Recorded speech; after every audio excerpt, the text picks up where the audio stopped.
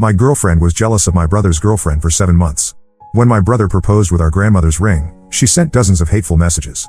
Now she is legally banned from coming near my family. I, 25M, wanted to get some advice about a situation with my girlfriend Kate, 25F, that has been getting worse over the past few months. We've been dating for about 7 months after meeting through a dating app. Things started out great between us. We clicked right away and became pretty much inseparable. I really thought Kate might be the one. We enjoyed the same activities, had similar views on most things, and generally got along really well. But there's been one major problem that has been getting worse and worse. Kate absolutely cannot stand my brother Mark's girlfriend Jenna, 23F. Some background about everyone involved. I have 3 brothers, Mark, 28, who is the oldest, Luke, 24, and Tyler, 9, who lives with my dad. Mark and Jenna have been together for 3 years and live together in an apartment about 15 minutes from mine. Mark works as a marine biologist at the local aquarium, and Jenna is finishing up her PhD in astronomy. They're both pretty big science enthusiasts and spend a lot of their free time doing stuff related to their fields. Jenna's extremely intelligent, the kind of person who can explain complex concepts in ways that make sense even to someone like me who never went past basic science classes. My family has always been very close-knit. Growing up, we spent most weekends together, and even now as adults, we try to see each other at least once a week. Mark and I actually shared an apartment until about a year ago when he moved in with Jenna. Given how close we all are, my new girlfriend meeting my family was always going to be a big deal. I noticed pretty early on that Kate seemed to have a problem with Jenna. At first, I thought it was just that they hadn't spent enough time together to get comfortable around each other. Kate would make little comments after we left family gatherings, saying things about how Jenna seemed stuck up or thought she was better than everyone else because of her education. I honestly didn't see it that way at all. Jenna has always been pretty down to earth despite being incredibly smart. She grew up in a small rural town with modest means but got scholarships to attend good schools. Over time, Kate's dislike of Jenna only seemed to get stronger. She started saying Jenna was entitled, dramatic, and arrogant. Kate doesn't hide her feelings very well, so the tension became noticeable at family events. I've tried to talk to Kate about it multiple times, but she just doubles down on her opinion. What makes this situation more concerning is that I've started to notice Kate doesn't seem to get along well with women in general. Most of her friends are guys, and she often makes dismissive comments about other women we meet. But her issue with Jenna seems to be on another level entirely. The first major incident happened about 3 months ago when my grandmother passed away. My grandmother lived across the country, so the whole family flew out for the funeral. My dad paid for tickets for me, my brothers, and Jenna. Kate wasn't invited. There were good reasons for this. First, Kate had never met my grandmother. Jenna, on the other hand, had known her for years. My grandmother and Jenna actually shared a hobby. They both loved gardening and would exchange emails about different plants and techniques regularly. Jenna was genuinely upset about my grandmother's death. Kate didn't say anything before I left for the funeral, but when I got back, she was clearly upset. She started bringing it up constantly, saying it wasn't fair that Jenna got to go but she didn't. She even suggested my dad should have paid for her ticket too, just to be fair. We've argued about this countless times since then. I wish I had just paid for Kate's ticket myself to avoid all this drama, but at the time, I didn't realize how upset she was about being left out. The second major incident happened just 2 weeks ago when we all went to visit my dad for his birthday. Mark, Jenna, Luke, Kate, and I all drove up together. When it came time for sleeping arrangements, my dad said Mark and Jenna could share a room, but he wanted Kate to sleep in the guest room while I slept in my old room. His reasoning was that he wanted to set a good example for Tyler, who's only 9. Kate was furious about this. She pointed out that Mark and Jenna were allowed to share a room, so why couldn't we? I tried to explain that Mark and Jenna have been living together for 2 years already, and Tyler has even stayed at their apartment for weekends before. I also mentioned that when Jenna first started dating Mark years ago, she also stayed in the guest room when they visited. I told Kate it was my dad's house and his rules, and that once we'd been together longer, things would probably change. But Kate wouldn't drop it. She kept bringing up both of these incidents, claiming my family likes Jenna more than her. We've fought about this constantly. A few days ago, in the middle of an argument, I made things worse by blurting out, "Well yeah, they've known her longer. We all care about Jenna, she's practically family at this point." Kate took this as confirmation of her fears and accused me of liking Jenna more than her and not being serious about our relationship. Then things got even worse. I found out from Mark that he's planning to propose to Jenna soon. He's going to use our grandmother's ring, which she left specifically to be given to one of her grandchildren's future spouses. My brothers and I had already discussed this and agreed Mark should have it since he's the oldest and ready for marriage. Plus, Jenna had that special connection with our grandmother. I stupidly mentioned this to Kate, thinking she'd be happy about the news. Instead, she completely flipped out. She started saying how selfish Jenna was for taking the ring, asking why I or Luke didn't get it instead. I tried to explain that we all agreed Mark should have it, but Kate refused to believe it was anything other than Jenna manipulating everyone to get what she wanted. What's really bothering me now is that since finding out about the engagement plans, Kate has suddenly started dropping hints about moving in together. Before all this, we had explicitly agreed we wouldn't consider living together until we'd been dating for at least a year. Now she's bringing it up almost daily, talking about how her lease is ending soon and it would make more sense financially. She's also started hinting about getting engaged herself, asking questions about what kind of rings I like and sending me pictures of engagement rings just for fun. The timing makes me think she's just trying to compete with Jenna rather than genuinely wanting to take these steps in our relationship. I'm really struggling with all of this. The idea of my girlfriend being jealous of my future sister-in-law is bizarre to me. I'm starting to wonder if Kate was ever really honest about what she wanted from our relationship, or if she was just telling me what I wanted to hear. She knew from the beginning how close my family is, and that anyone I ended up with would need to get along with them. I've decided I need to have a serious talk with Kate. I plan to tell her clearly that Jenna is going to be part of my family, and her hostility towards her needs to stop. If she can't accept that, then I don't see how our relationship can continue. I don't want to waste time with someone who can't get along with the people who matter most to me. Has anyone else dealt with something like this? Am I overreacting, or is this jealousy as concerning as I think it is? Update 1 first, I want to thank everyone for their comments on my original post. Reading your perspectives really helped me clarify my thoughts and gave me the courage to address this situation head on. Before I get into what happened, I want to make it clear that Kate isn't a completely terrible person. She has many good qualities, she's funny, ambitious, thoughtful in many ways, and we genuinely enjoyed each other's company most of the time. This conflict with Jenna was just one aspect of our relationship, but unfortunately, it turned out to be a deal breaker. 3 days after my post, I invited Kate over to my apartment for dinner. I decided to start the conversation by trying to understand the root of her issues with Jenna and my family. I wanted to give her one last chance to explain herself before making any final decisions. Kate finally opened up about why she felt so threatened by Jenna. She explained that she believed my parents had embraced Jenna as a surrogate daughter because they have 4 sons and no daughters. In her mind, this role was now filled, leaving no space for her to be accepted in the same way. She felt Jenna had an unfair advantage because she'd been around longer and had already established herself as the female presence in our family. Kate specifically mentioned feeling excluded from the funeral trip, saying if she had been allowed to come, she could have helped clean out my grandmother's house afterward and proven herself to be helpful and caring to my family. The way she phrased it struck me as calculating, like she viewed these family moments as opportunities to score points rather than genuine ways to connect and support people she cared about. I tried reasoning with her. I pointed out that she actually had several potential connections with my family that Jenna didn't. Kate is Catholic like my mom, Jenna isn't religious. Kate grew up in the Northeast like my parents, Jenna is from the South, and Kate is a high school teacher like my mom was before retirement.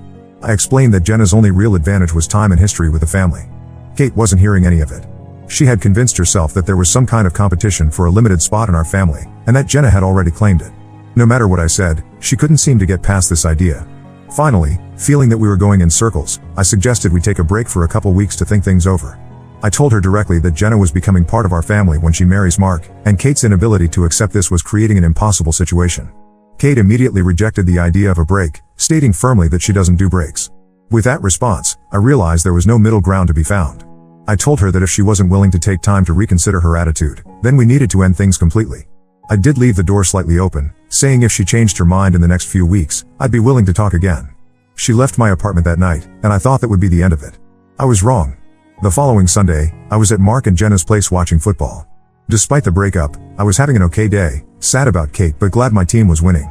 Mark and Jenna were both in good spirits too since their favorite teams were doing well. It felt nice to just hang out and try to get back to normal. Around halftime, Jenna's phone started buzzing constantly. When she checked it, her face completely changed. She showed her screen to Mark, whose expression immediately turned from relaxed to furious. Then they showed me what was happening. Kate had sent Jenna dozens of messages on Facebook. Based on the timestamps, she'd been sending them rapid fire for about 20 minutes. The content of these messages was shocking, even knowing how Kate felt about Jenna. She accused Jenna of considering my family her territory and keeping Kate out. She made horrible comments about Jenna's background, calling her a pathetic redneck from a backwards town that probably just got electricity. She mocked Jenna's parents for being religious and made classist remarks about Jenna marrying up and how her grandmother's ring was probably the nicest thing she'd ever touched. Kate even accused Jenna of being pregnant and forcing Mark to propose because of it. She threatened to dig up dirt on Jenna's past, saying something like people marry their cousins where you're from. I bet there are stories I could find about you. The messages were vicious and completely uncalled for. Jenna was visibly upset. She's usually very composed, but this attack had clearly gotten to her. She deactivated her Facebook account immediately after showing us. Mark was livid. I've rarely seen my brother that angry. I was furious too, but I couldn't see any benefit in confronting Kate further. The messages had also revealed that Kate knew about the proposal plan and the ring, which ruined the surprise for Jenna. I felt terrible for introducing Kate into our lives and exposing Jenna to this kind of harassment. The whole relationship suddenly seemed like a huge mistake that wasn't worth all the drama it had caused. Later that evening, Jenna suggested that maybe Kate's behavior stemmed from being raised as a wealthy only child who always got her way.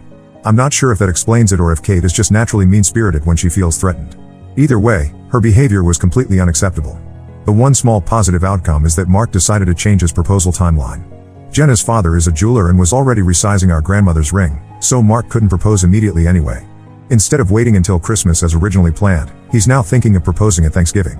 At least something good will come out of this mess.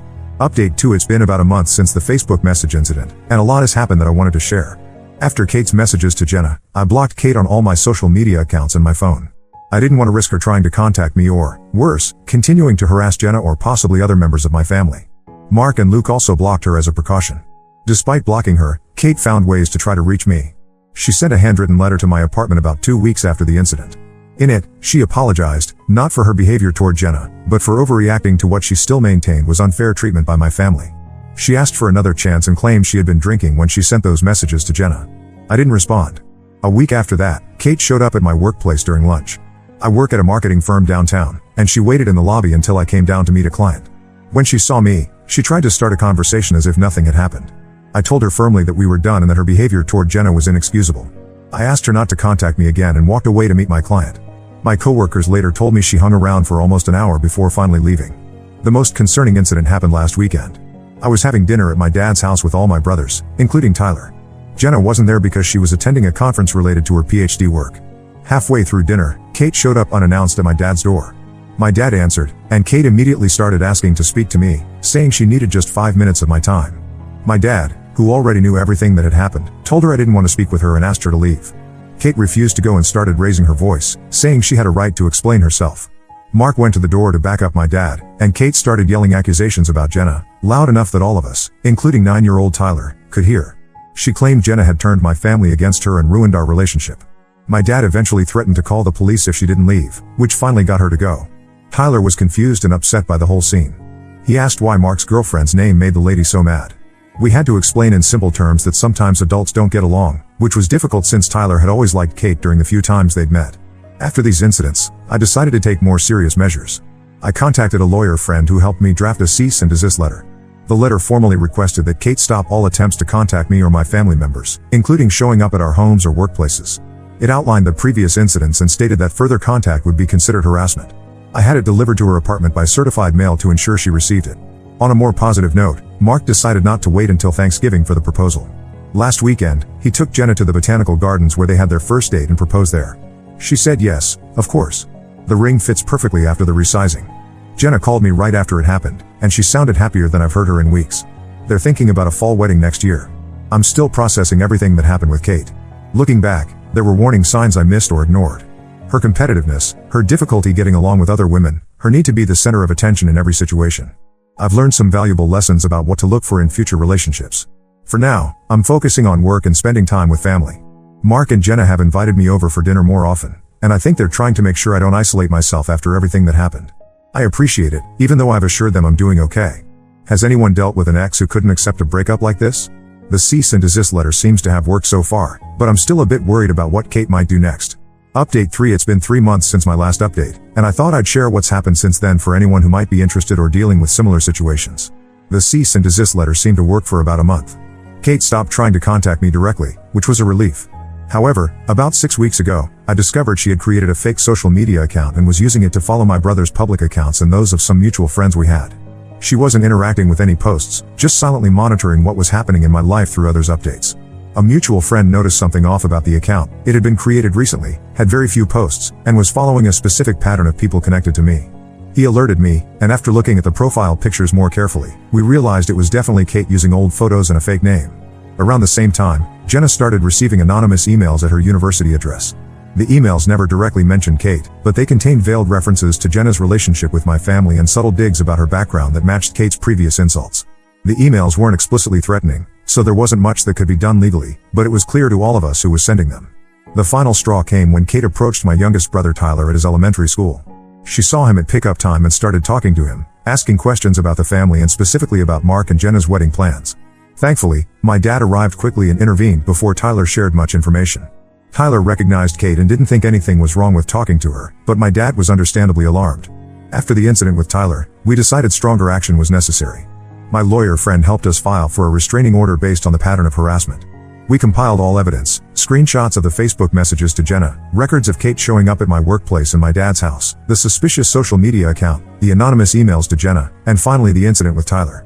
The judge granted a temporary restraining order, which was later made permanent after a hearing. Kate is now legally prohibited from contacting me, Jenna, or any member of my immediate family. She must stay at least 100 yards away from our homes, workplaces, and Tyler's school. During the hearing, Kate appeared with her own lawyer and tried to paint herself as the victim of exclusion by my family. However, the evidence of her behavior was overwhelming. The judge was particularly concerned about her approaching Tyler at school and made it very clear that any violation of the order would have serious consequences. Since the restraining order was put in place 2 months ago, things have been quiet. No more attempts at contact, no more anonymous messages, no more showing up uninvited. I'm cautiously optimistic that Kate has finally accepted the relationship is over and has moved on with her life. As for my family, we've all moved forward as well. Mark and Jenna's wedding planning is in full swing. They've set a date for next September and have already secured a venue. Jenna asked me to be one of the bridesmen in her wedding party, which I was honored to accept.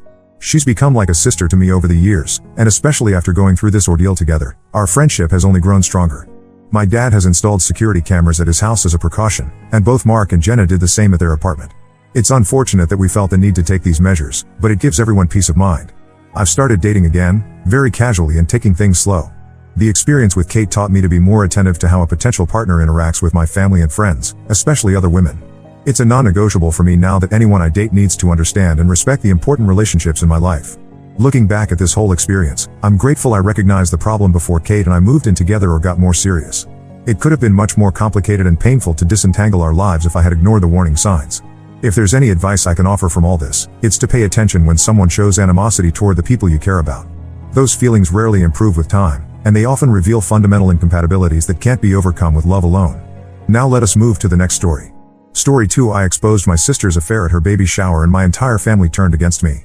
1 year later, the truth came out and now they're begging for my forgiveness. I, F35, have always had a complicated relationship with my sister Lori, F33. Growing up, we were like night and day. Lori was the perfect child, straight A's, captain of the debate team, and prom queen.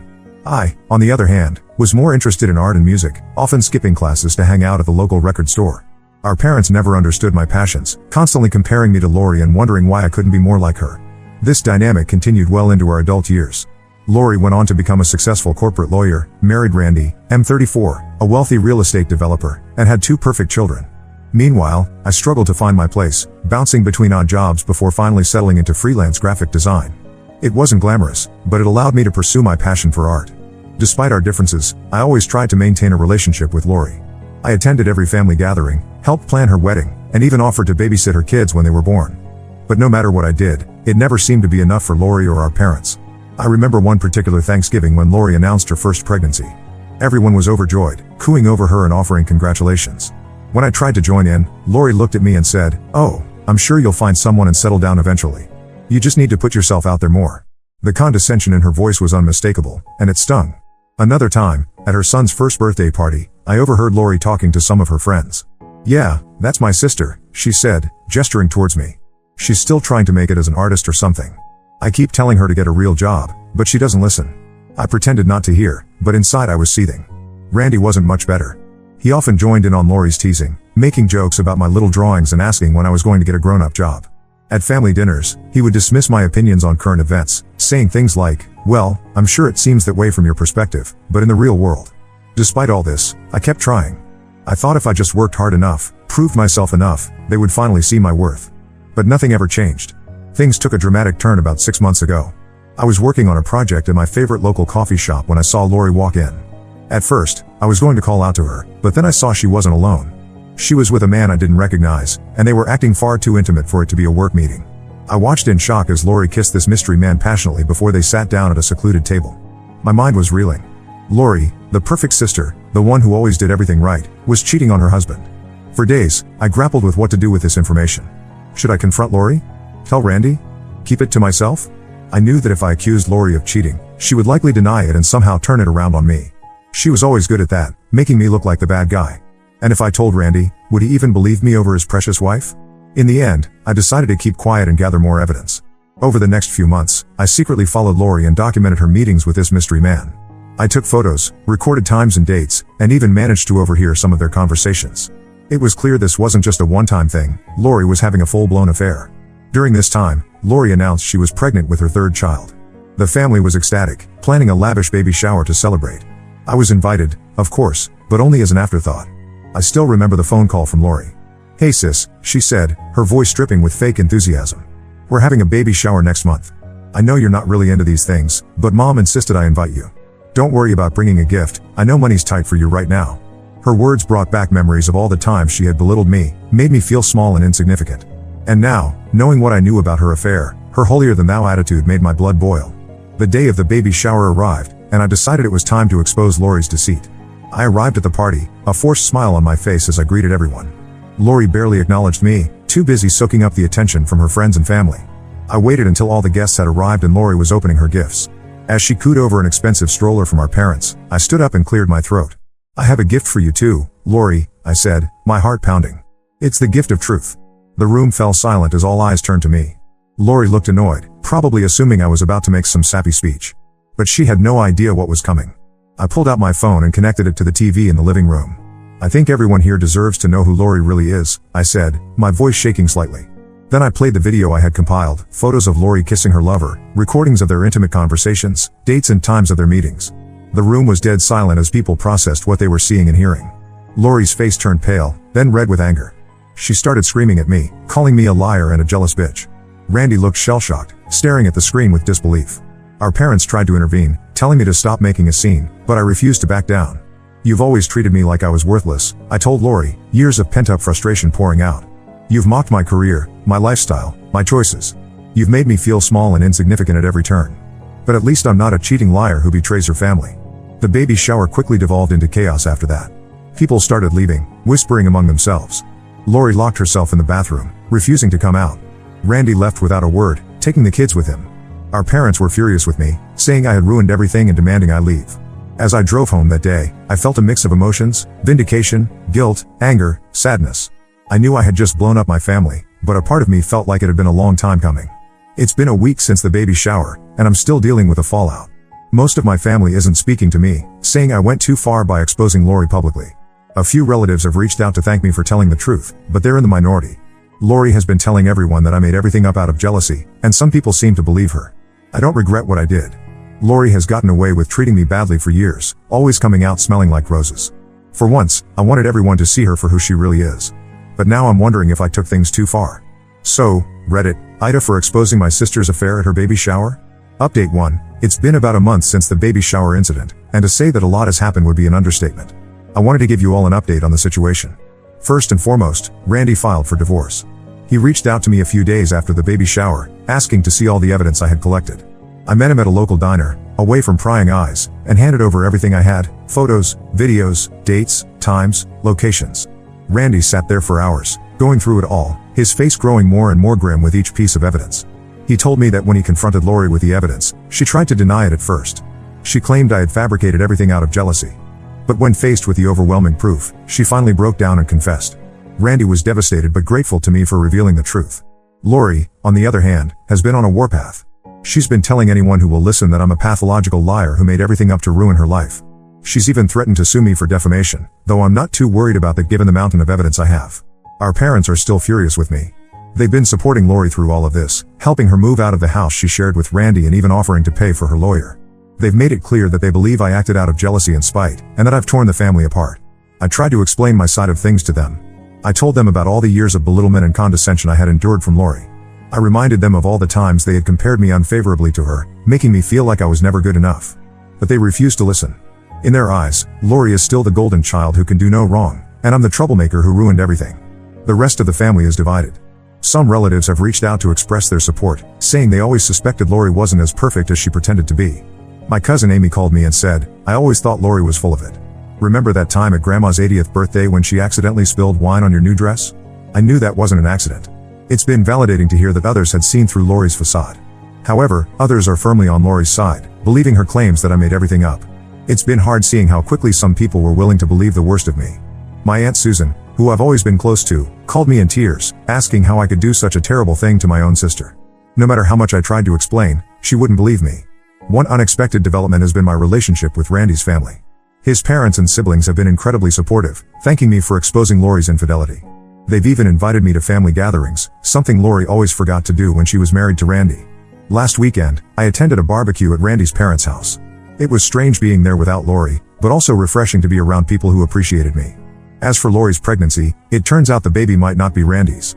She's refusing to do a paternity test, which pretty much confirms everyone's suspicions. Randy is devastated at the thought that the child he was so excited about might not be his. He confided in me that he had always wanted a big family, and the thought that this baby isn't his is breaking his heart. I've been struggling with mixed emotions through all of this. On one hand, I feel vindicated. For years, Lori treated me like I was worthless while everyone praised her, and now the truth about her character is out. I remember all the time she mocked my career choice, like when she said at a family dinner, "Oh, you're still doing that little art thing? How cute." I guess someone has to design those free flyers they hand out at the supermarket. Now everyone knows that behind her perfect facade, she's capable of deep betrayal. On the other hand, seeing my family torn apart like this is hard, even if I don't regret my actions. I never wanted to be the cause of so much pain and chaos. There are moments when I miss the family dinners, the holiday gatherings, even the teasing. At least then we were all together. I've been focusing on my work to distract myself from all the drama. Ironically, the publicity from this whole incident has led to an increase in clients for my graphic design business. It seems some people in our community admire me for having the courage to expose the truth, even at great personal cost. I recently landed a big contract designing a campaign for a local politician, something I never would have gotten before all this happened. Despite the ongoing chaos, I stand by my decision to reveal Lori's affair. The truth was bound to come out eventually, and I believe Randy and the kids deserve to know. I just hope that in time, my parents and other family members will understand why I did what I did. For now, I'm taking it one day at a time, focusing on my work, and trying to navigate this new family dynamic. Update 2. It's been 6 months since my last update, and the situation has evolved in ways I never expected. I wanted to share the latest developments with you all. The biggest news is that Lori's baby was born 2 months ago. As many suspected, the paternity test confirmed that Randy is not the father. The real father turned out to be Lori's coworker, the man I had seen her with at the coffee shop. This revelation has caused another wave of drama in the family. Randy has been struggling to cope with everything. He's devastated about the baby not being his, and he's been fighting for full custody of their 2 older children. Lori is contesting this, leading to a nasty court battle. I've been supporting Randy as much as I can, providing statements about Lori's character and her treatment of me over the years. Last week, I attended one of the court hearings. Seeing Lori there, looking disheveled and stressed, was surreal. For a moment, I almost felt sorry for her. Then I remembered all the years of her cruel comments and condescending attitude, and my sympathy evaporated. My parents have finally started to come around. After the paternity test results, they couldn't deny the truth any longer. They came to my apartment one evening, looking tired and defeated. My mom said, "We owe you an apology. We should have believed you from the start." It was validation I had been craving for years, but it felt hollow somehow. Years of favoritism towards Lori can't be erased overnight, and I'm finding it hard to forgive them for their initial reaction. Lori has become increasingly isolated.